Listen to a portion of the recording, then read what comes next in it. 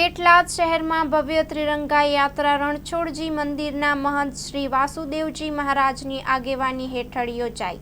Story report by Nandlal Bhanushali, Anand. હર ઘર તિરંગાના ઉમંગ સાથે અને આ વર્ષનું હર ઘર સ્વચ્છતાનો સંકલ્પ લઈને આવતીકાલે યોજાનાર યાત્રા માત્ર રાષ્ટ્રીય ગૌરવનો ઉત્સવ નથી, પણ દરેક ઘરમાં સ્વચ્છતા અને જવાબદારીનો સંદેશ છે। આવતીકાલે આણંદ ખાતે યોજાનાર હર ઘર તિરંગા યાત્રામાં આપણે સૌ સહભાગી બનીએ।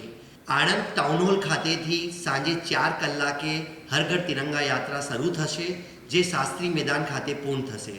આણંદવાસીઓને હું આ યાત્રામાં જોડાવવા અનુરોધ કરું છું।